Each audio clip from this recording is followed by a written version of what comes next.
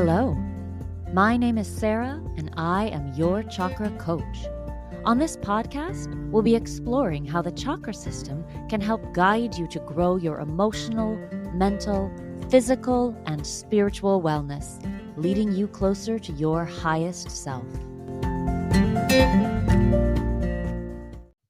Hello, welcome to the podcast. Thank you for listening.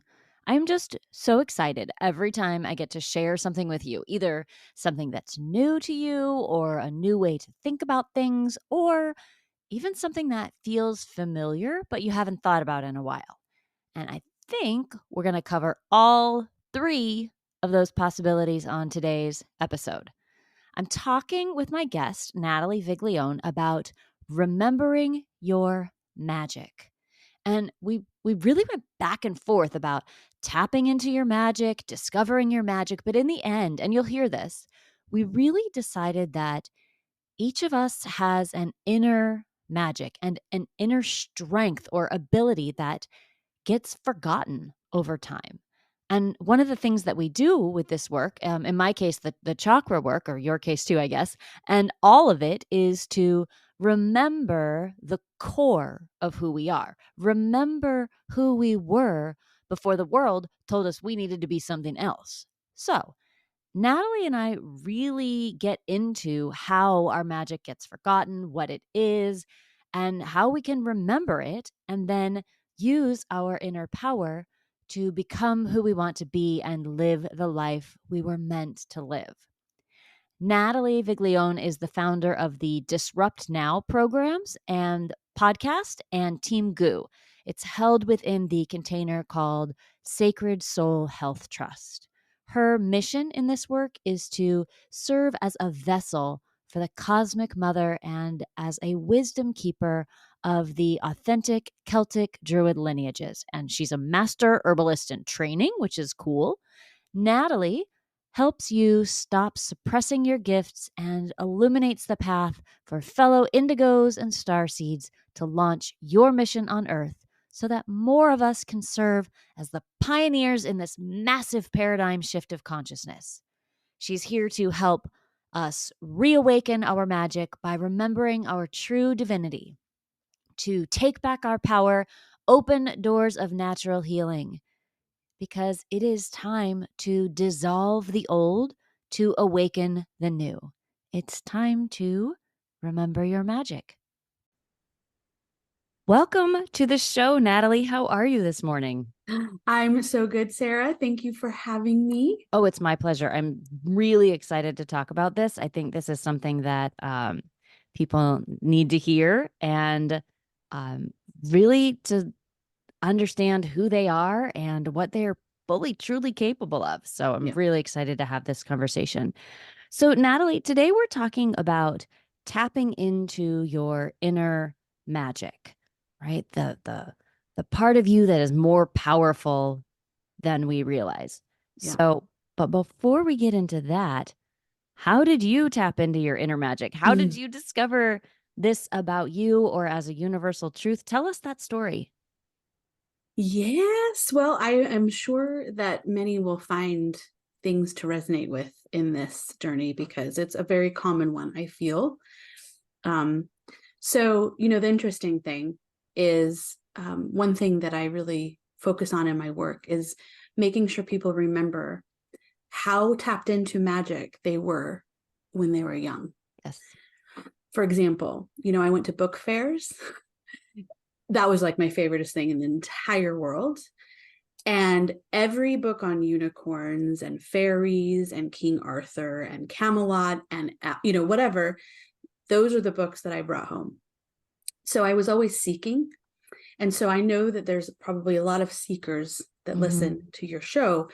And so you are already tapped into the magic just by realizing how important that element was when you were young and how those tell stories about really what we're connected to cosmically.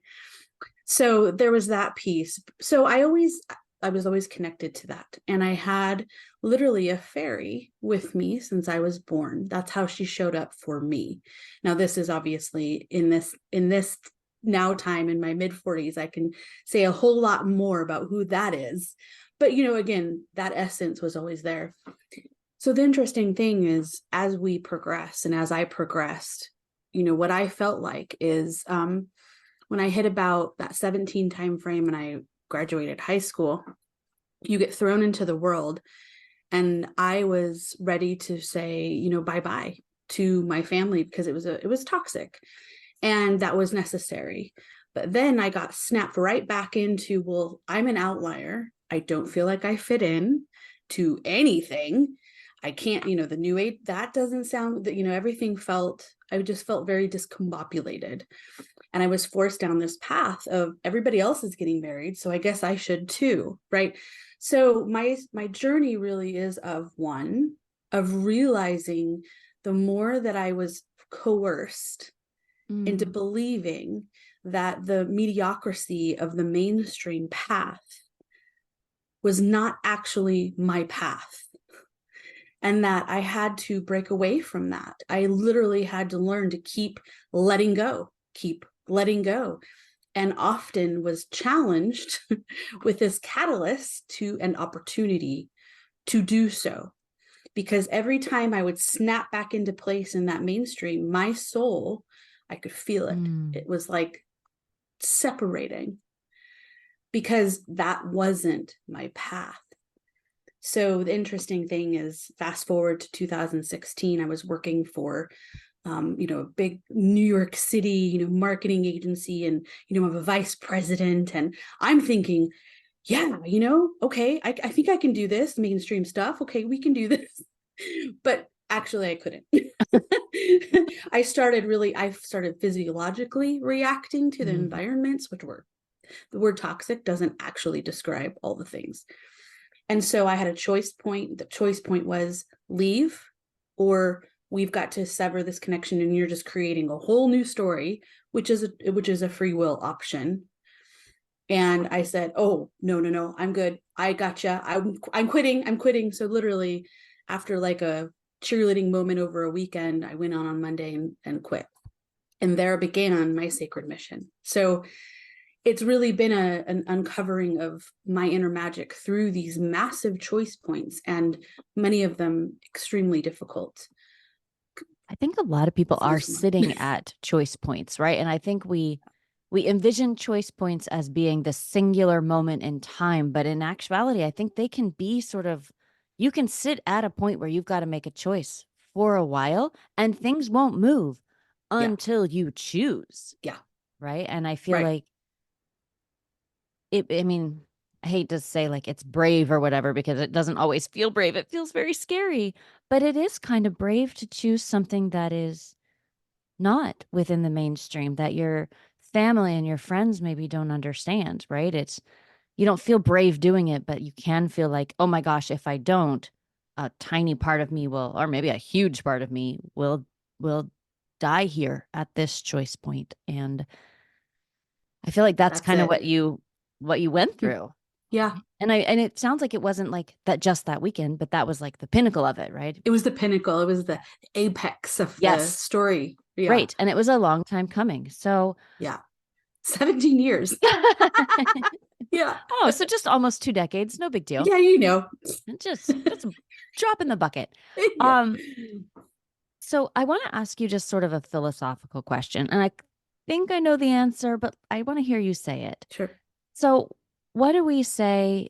What if I'm going through my life and I think, oh, I don't really have any inner magic. I don't really have, other people have it. I'm not special. I don't have those kinds of things. How do we know if we do have magic to us? Well, I'm going to go with the big answer. Let's do it. And then we can work our way down into the day-to-day. So our universe, our earth is it's in Trinity form, is the first of its kind to be held within a harmonic universe under what is called a great white lion grid. And I know this because this is actually my cosmic lineage. And my lions were with me since I was a baby too. And that was part of that fairy magic. It was fairies and lions surrounded me all the time. So it was very interesting. So as a harmonic universe, that's actually what a human means. HU, man, and man doesn't mean male. It means something far more magnificent. So we are literally built in a universe of magic, first of its kind. And so every created being within this realm is magic. And so that is the biggest answer. And that is, if we can realize that capacity, this isn't about my spiritual beliefs. This is a bigger cosmic reason for us, meaning humanity and all these living creatures even existing. If we can just believe that actually magic has always been here, it's actually it's like the foundation we're created upon, meaning light, meaning love, meaning this divinity that literally lives within every single one of us. If we can get that and start seeing this bigger picture, we can start melding with that bigger energy. So that way we don't have to feel so small, because we live in a realm, and this is where you get into that shaky ground, but we live in a realm where it has been hijacked by, and now it's created this patriarchy, right? Mm-hmm. Which is far more than just males being superior. It's actually a system of separation, of control, of taking away the very divinity that lives within every single human. And so if we can remember that it's this realm that's inverted, not us, then we can start to turn right back side up, like not be upside down in it, start to look towards the bigger energies, which, this is just that common feeling of looking up, feeling up, right? And that's common moves in yoga, opening the heart, right? It's just like we're opening to something so much bigger than ourselves. But then when we want to bring it down, anchor this into, it's like, that's great, Natalie, now what? Right? Well, the way that I like to describe this in my work with people to remember is the magic of a snowflake. That old saying of, how you were unique like snowflakes, right? Well, okay, what does that mean? So what that really means is, so when a snowflake comes down, it is literally, the reason they're all different, and they are because there's actually quantum articles about this very topic showing this guy that actually studied this for like decades of his life, like just snowflakes. And it was in Quantum magazine. And I would be happy to share any of the references, by the way, so you can put them in show notes or whatever. But when it's the perfect temperature, it's the way it moves into this realm, and it's like it snapshots the snowflake in that moment in time. And so that's why they're all different. We're the same. So rather than we're all the same, what I would really love us to see is get back to yes, we are all divine humans, but every single human has a unique gift within them that is meant to be expressed, which really becomes their sacred purpose or their sacred mission. So it's anchoring into that everyone has uniqueness, and it's figuring that out to then bring that forth into the world. So if we say, yes, I do, I accept that I am unique and I have a sacred mission, and I believe that, where do we even begin to start looking for that sacred mission? How do you know? How do you find that? Because I feel like I hear from people all the time who say, I'm lost. I know there's something else and I just don't know what it is, and I don't know where to start looking. Yeah. Well, this is one of those, those answers that truly we're really, since we're young, most of us, I won't say everyone because that isn't the case, but most of us we're born and we grow up in this environment, whatever that environment might be. But regardless of the environment, most of the time, we're not anchored in this concept of looking to ourselves for answers. We are actually taught to go to the external world. We're taught to go ask, guardians, whoever they might be, well, what is right for me? I don't know. Tell me what to do. And then we go, grow up in this indoctrination type of scenario, which we call schools. And then we're teacher can I? You know, we're always asking permission. We're never taught to just allow our internal capacity for knowing to be fostered, to grow. And that really hinders us. That hindered me because you question. Because, oh, well, if they have, I mean, well, so where's the answers again? Because I don't, especially when we become an adult, right? Like, who do we ask? So, Right. Right. You're an adult and all you're doing is looking for the adult in the room. You're just like, right. oh, shoot, that's me. Yeah, exactly. So this is, this is the work that you do. This is the work you go within and start questioning even what I'm going down to this concept of ask your DNA. Show me lineage, show me. We're not praying to make it happen. We're asking for allow me to become the detective, and I can be the powerful dot connector to start working out those things. So, this is where the power of the journaling comes in. Moving our energy, this is yoga, this is tai chi, this is qigong. So moving meditation, a lot of people you're like, well, I can't sit still like for an hour to meditate. Well, Okay. don't. Yeah. Move. Qigong, I've found in tai chi is one of the most powerful practices because it's literally based on that concept. It is a moving meditation and starts to clear your chi. So move it. Your vital force starts moving around. And then you can start to see, oh, I got some blockages I got to work on, right? It's that time when your mom and dad wouldn't listen to you when you were telling them, I have profound dreams.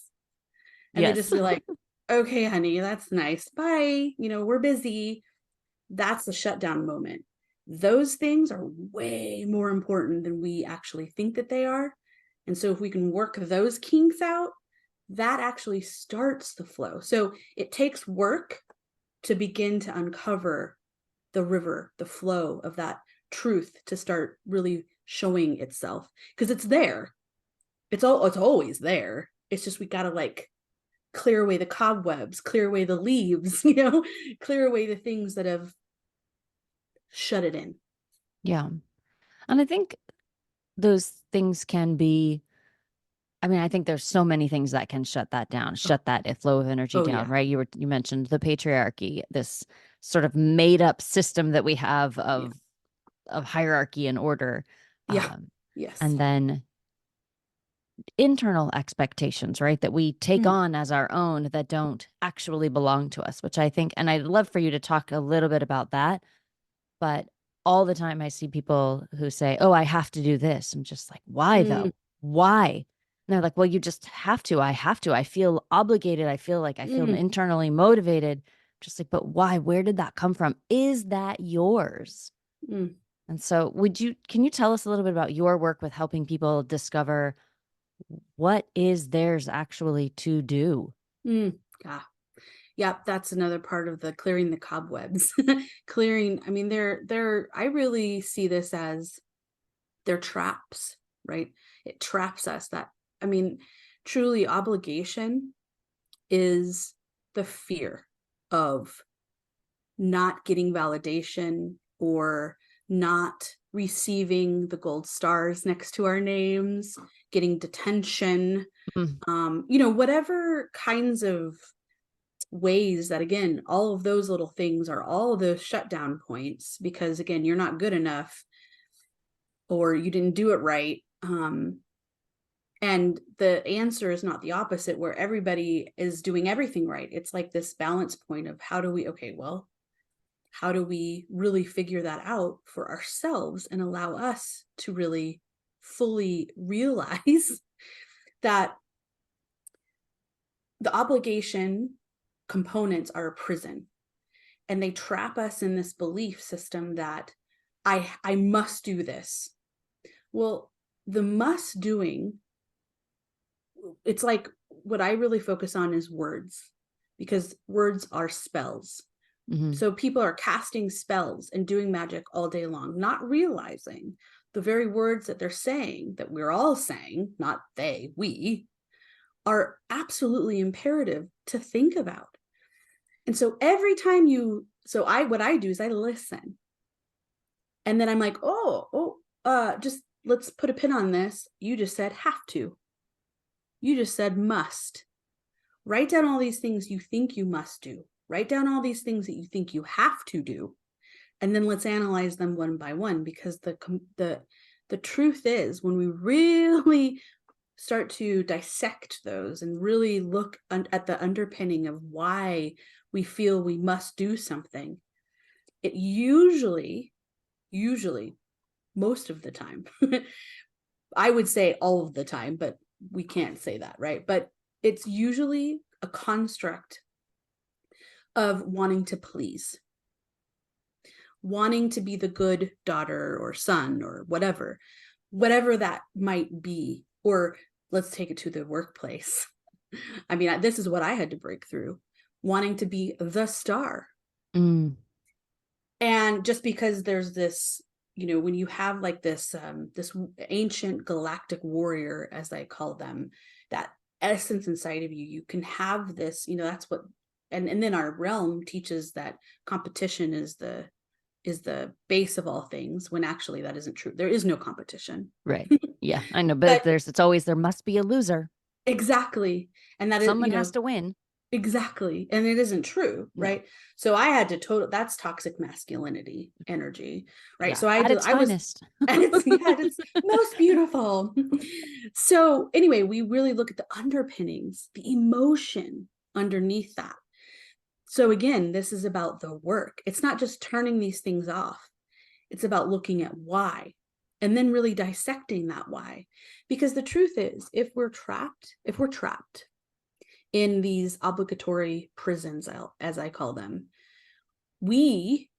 our souls, our essence, our higher selves, our beings, whatever you want to call, I call it a soul stream of consciousness, cannot come to fruition fully, because it's trapped behind this prison, an energetic prison, that I can't go here because I must do this.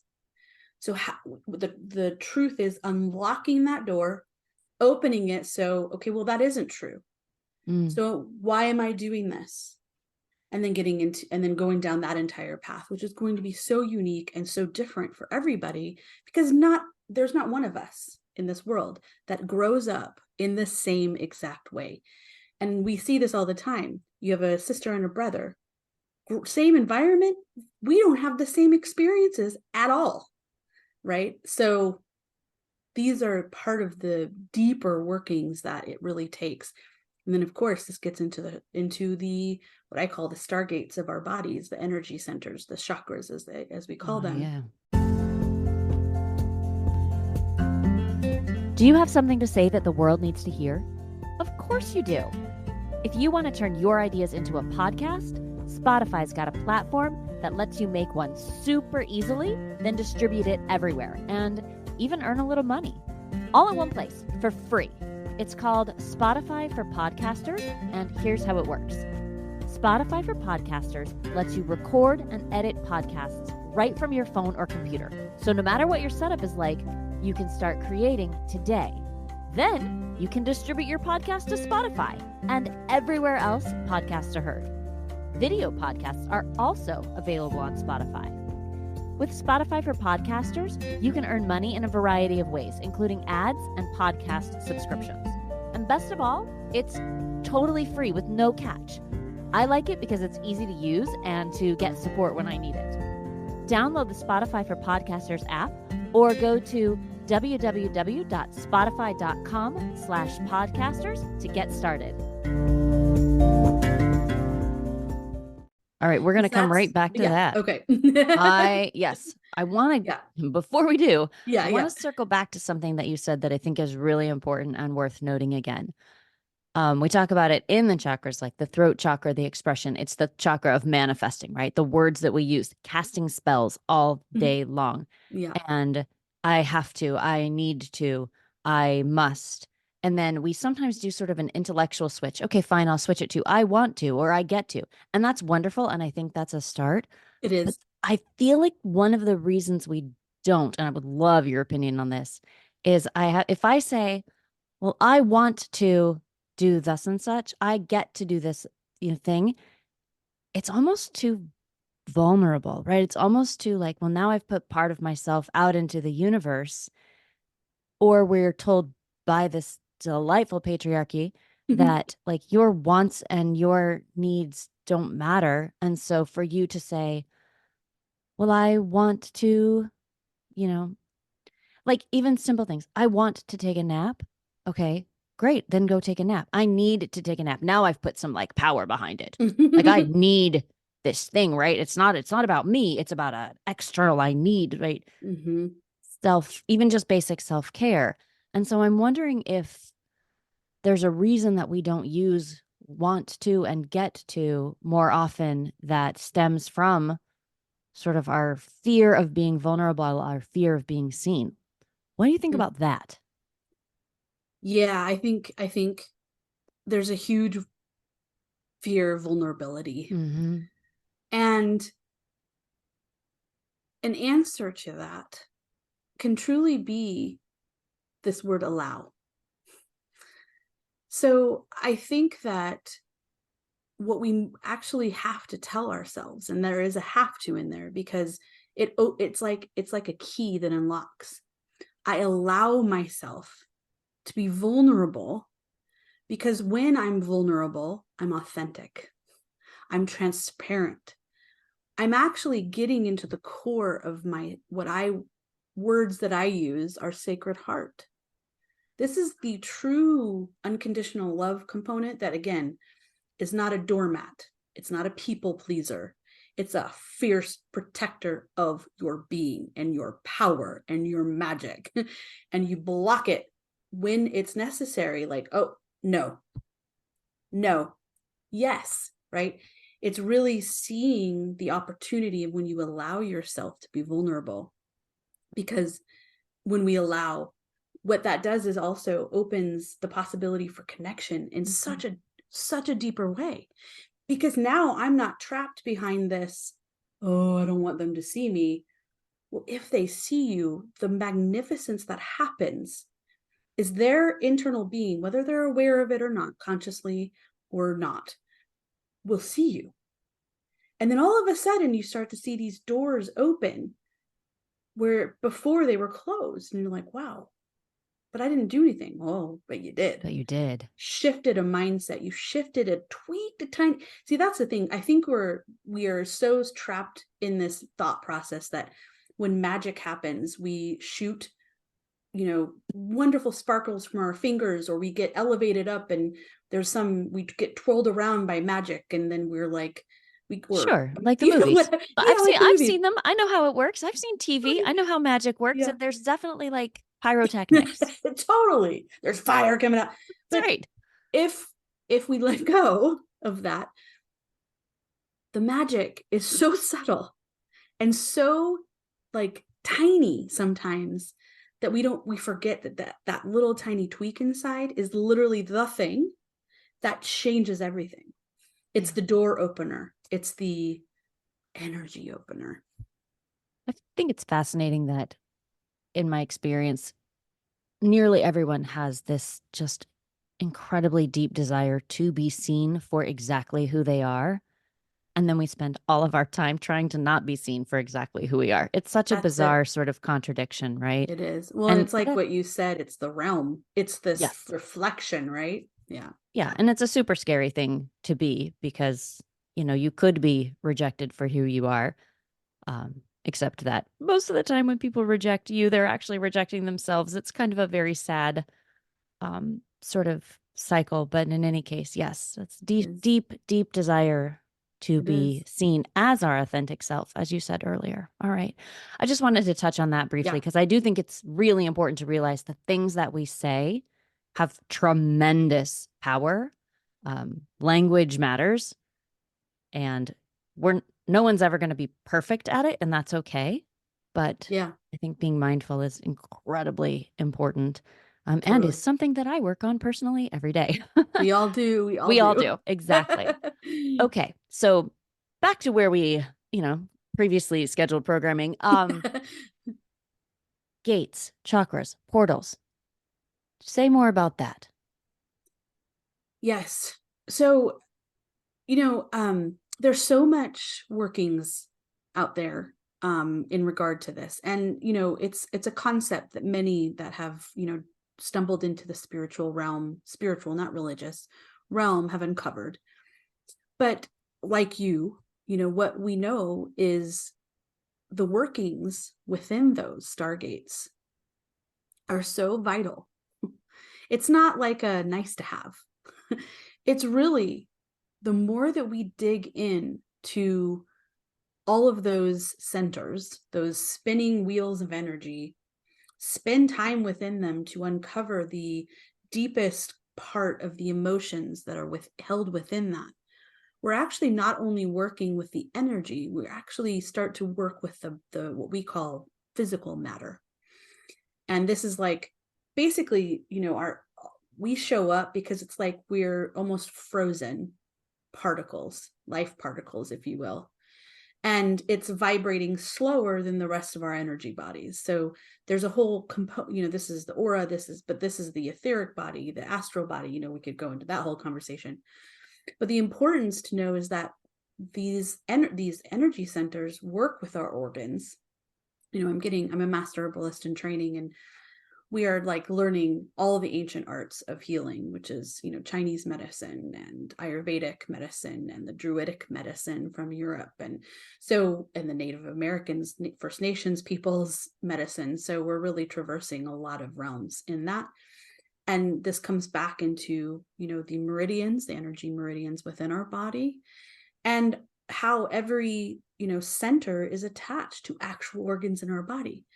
So, for example, in my work, what I see and what I help people work through is you're having some liver issues, right?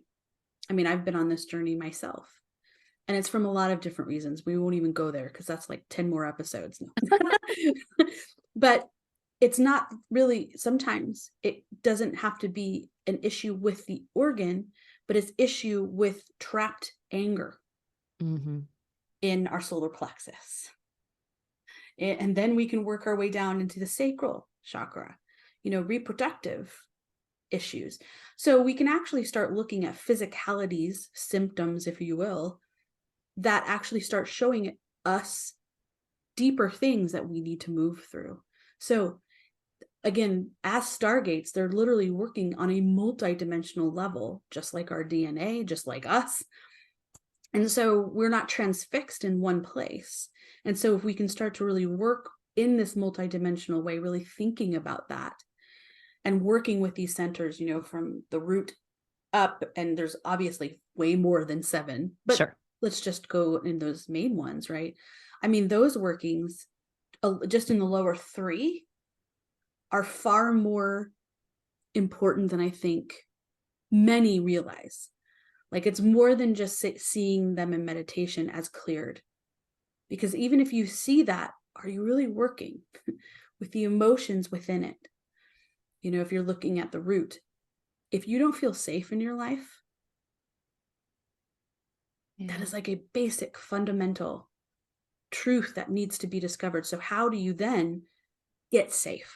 What are those necessary steps? And they're not going to happen overnight.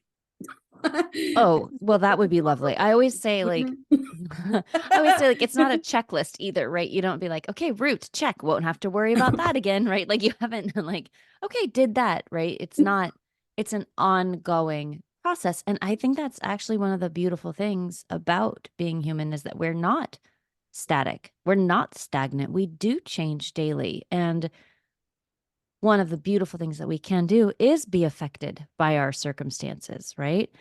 People, speaking of anger, people say, oh, I shouldn't feel angry. I'm like, oh, I'm telling you, there are things that I want to feel angry about. I want to be mad about various injustices and things that I see in the world. So yeah, just like there's no particular positive or negative or should or shouldn't. It's all about the experience and about really tapping into that truth of you and what is happening to you that's real.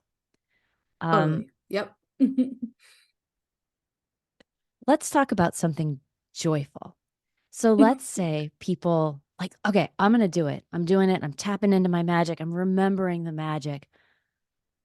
What can I expect to start seeing in my life, and how, and I mean, obviously everybody's going to be different and et cetera, et cetera. But Sure. like, what's on the other side of all that fear, Natalie? Mm. Yeah, that's, I think, a really important word to tap into for a moment, is that word fear. Because I think that many uh, believe that oh man, why am I afraid? I shouldn't be afraid.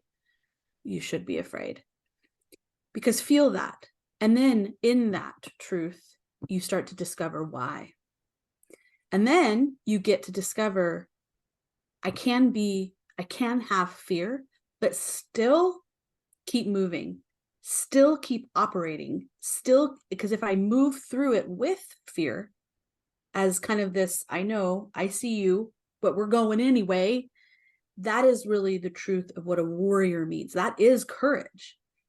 If anybody thinks that a warrior is fearless, and I'm talking about the real meaning of a warrior, which is a guardian and protector of the old, not today, not this inverted whatever we see as a warrior. That is not truth. Old, old. And I have a lot of information that's on my YouTube channel, because that's really important, I think. If we think that warriors didn't have fear, that is incorrect. The fear is there. We see it and we acknowledge it, but we move through anyway. And what that is a catalyst for us to discover where this comes from, right? Where is that fear even coming from? And if we can see that, then we can start to look at the other side. Now, as we are moving through, I really think this is a formulaic, if you will, like manifestation, co-creative power, is you're taking those bold steps forward. And what happens is, and the way I see it is, I visualize, it's like we step onto a path. Every time that we take a step boldly, even if there's fear, as our colleague over here, the path starts to build itself. We don't have to worry about where we're stepping. We don't look down. We just take the step.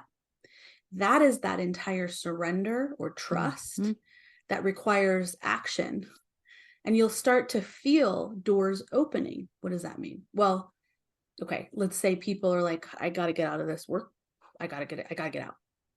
So as soon as you start to manifest that and change your mindset around what that looks like, and you start taking these bold actions in this other direction where you'd really like to go, and you really see that for what it is, you'll start to see that you go somewhere and you meet this person, you're talking for 5 minutes in a store, whatever. All of a sudden they say, oh, and I'm a blah, blah, blah. So, ha, ha, ha. And you're like, you're a what? and it just happens to be the thing, or the company that you would love to work with, right? So these are synchronicities, as we call them. But again, I just see them as doorways, possibilities that start opening. And if you see through your inner eyes and you feel into really seeing what happens as you're boldly taking these steps, as you're boldly really putting out there, this is what I desire, I am doing this, the doors open. I mean, they just do. Yeah. It's when, now I just put a video out on this because I realized, I'm like, wow, one part of this is belief. If there's a part of you, any part at all, that's like, that's not real, nothing's going to work.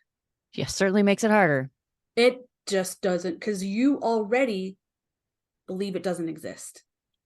That's harmonic resonance. You're not resonating with the actual energy of what you're creating. This is truly the energetics of our realm. You have to vibrate with that frequency. You have to really tap into that frequency, so that then you're like, yeah, this is it. And it's here. I feel you. And that is actually creating it energetically first. And then it starts to freeze into physical form. So it is a process too. Sure.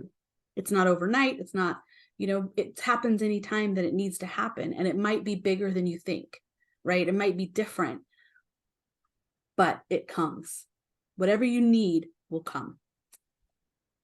So what do you, if you were to pick, okay, well, I'm going to say one, but if you got more than one, that's all right. But if we're like, okay, I want to do it, I am going to remember my magic. I'm going to tap into my inner magic. What do you think is sort of the best first step? So I think the first best step to take is start talking to the universe within you. This is a simple place to go. I love Start, simple, by the way. yeah, I'm a yes, big fan of simple. me too.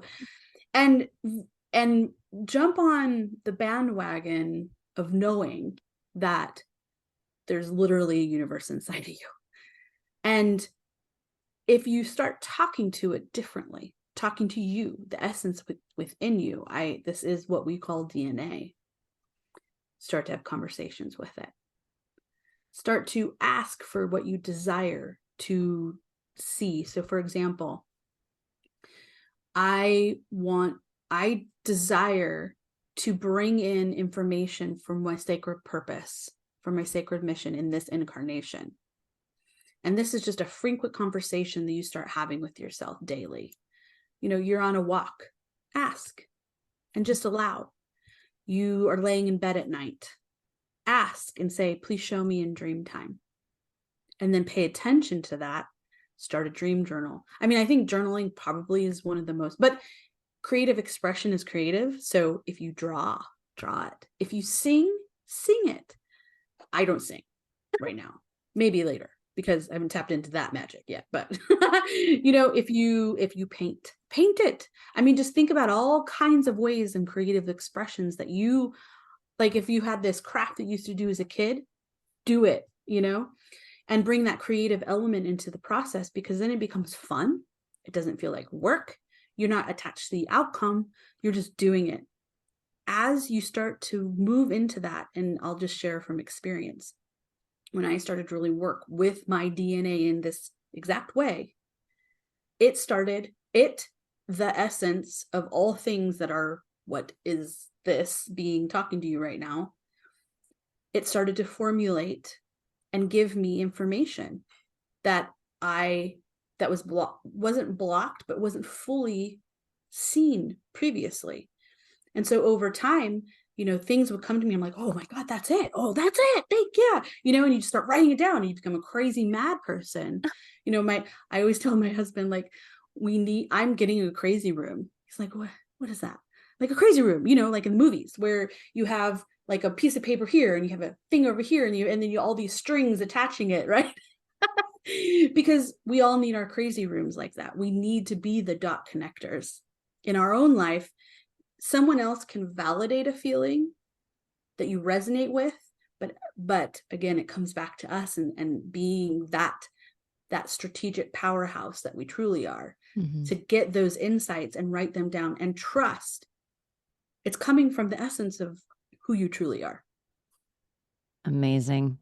And you've mentioned it a couple of times, and I want to just make sure that we highlight those. You have tools and things like that you offer. So you have a YouTube channel, you have a website, you have workbooks, you have things like that. Tell us the tools that you have available to people so that they can start doing this work if they want to. Yes. Well, when I was going through this process before, in 2016, I really developed a lot of this work from the time when I was like, oh God, I really wish I would have had that at my fingertips. And then I was like, hello, create it for other people. Oh yeah, that's part of the sacred mission. Got it. So I did release Tap Into Your Magic, like a foundational masterclass Okay. program. And the site is tapintoyourmagic.com. So but I spell magic with a K. Yes. There's a very strategic reason for that. And no, it has nothing to do with evil magic. I'm just noting that right now. But it's really closer to an ancient spelling, and I like to go into ancient languages as much as I can. But Tap Into Your Magic Foundational Masterclass really is the way that provides a foundation. It's a facilitated, guided way to basically allow people to start tapping into that inner realm. I have every every part of it has an activation within it. So a guided visualization of some kind, or a meditation, or journaling, all the things. Sure. So that's probably the easiest way. But on YouTube, I just started a new channel called Awakening Magic as well. Cool. Yeah. So that has a lot of resources. And I think, really the reflection there is, if you hear it, it's like a code that turns something on. I get a lot of comments that say, "Oh my God, I can't believe, but whatever you just said unlocked something with me. This one woman is now having, dreams that are showing her things." So words are frequencies and vibrations. And so if we just hear something, man, that can turn on a whole wealth of, beautiful stuff that turns on inside of us.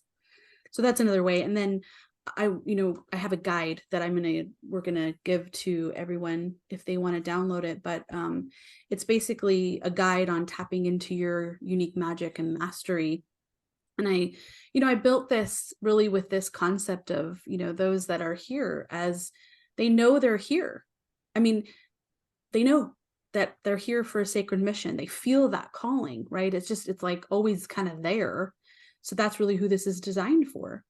And those that are like, I think this is something I need to think about, it's for that path. And so it really talks about how to start talking to your DNA, thinking about how this is connected into a far more galactic paradigm shift that we're going through. And then some other activations that can help people that, all of them vetted by me, because these are all things that I've used to step onto the mastery path. Because if I don't vet it, then I'm not going to recommend sure. it. Well, that's not always the case in this world, so you gotta be careful. And you're just, and the listeners can just have that workbook. We'll just Yes. give it to them. Yes. You're We'll just awesome. give it away. Yeah. Give it away. That's amazing. Great. I'll put all that in the show notes about how they can get that workbook, and then also look into these, more in-depth courses to really start working on their own magic. I can't decide whether I want to say remembering their magic or tapping into their magic, right? Like, Exactly. yeah, right. It's because I feel like Awakening. It's awakening. all I feel those like words. there's so many different words that invoke different things for different people. Totally. Well, Natalie, thank you so much for your time. This has Yes. been a delightful conversation, and Same. always it just reminds me to keep focusing on the magic within and going within. The answers are there. We just got to do that uncomfortable work of going to look for them. Yeah, exactly. So, Exactly. well, thanks again. I hope you have an awesome day, and I will talk to you soon. Thank you, Sarah. Thank you, everyone, Bye. for listening.